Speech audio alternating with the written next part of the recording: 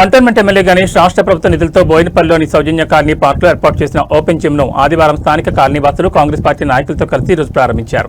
ఈ సందర్భంగా ఎమ్మెల్యే గణేష్ మాట్లాడుతూ ప్రజల ఆరోగ్యం ఫిట్నెస్ కోసం ఇలాంటి సదుపాయాలు మరింత అందుబాటులోకి తీసుకురావడమే లక్ష్యంగా పనిచేస్తారని, కాలనీల బస్తీల అభివృద్ధికి నిధుల కొరత లేదని కాలనీవాసులకు తెలిపారు. ఈ కార్యక్రమంలో సౌజన్య కాలనీ ప్రెసిడెంట్ మరి లక్ష్మణ్ రెడ్డి, సెక్రటరీ లక్ష్మీ నరసింహారెడ్డి, స్థానిక కాంగ్రెస్ పార్టీ నాయకులు కార్యకర్తలు పాల్గొన్నారు.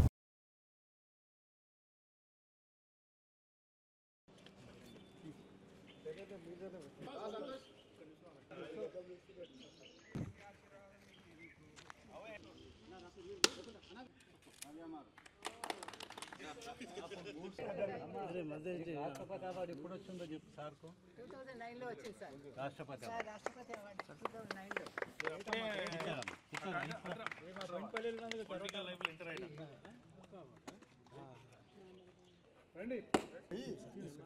సంగమే రైట్.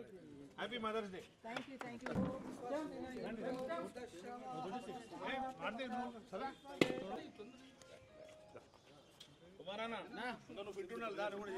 ఏదైనా మనకు పని చేసేటోడు కావాలి, మనకు అందుబాటులో ఉన్నటోడు కావాలి.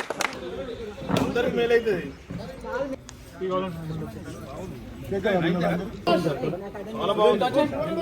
చాలా బాగుంది. టైం పాస్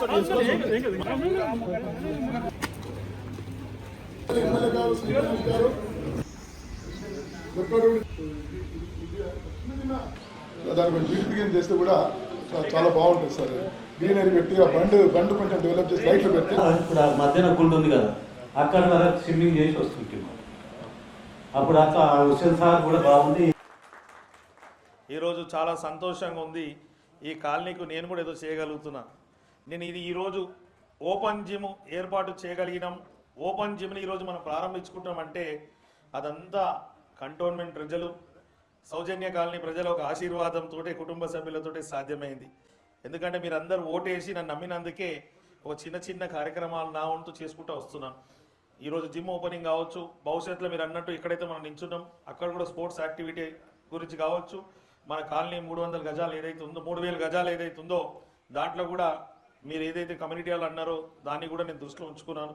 ఇక్కడ మీరు అన్నారు స్పోర్ట్స్ యాక్టివిటీస్కి ఒక షెడ్ అన్నారు, దాన్ని కూడా నేను ఇప్పుడు దీని తర్వాత నేను ప్రోగ్రామ్ ప్లాన్ చేసుకొని చెప్తాను.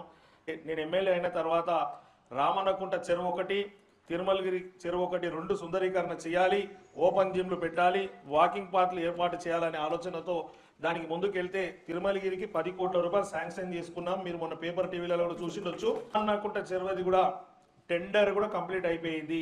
5.5 కోట్ల రూపాయలు దానికి బడ్జెట్ శాంక్షన్ అయింది. ఎక్కడ జరుగుతుందంటే కంటోన్మెంట్ బోర్డు సెంట్రల్ అధీనంలో ఉండడం, అదొక అటానమస్ బాడీ కావడంతో ప్రతి చోట ఏం డెవలప్మెంట్ చేయాలన్నా మనకు ఎన్ఓసీలు అవసరం.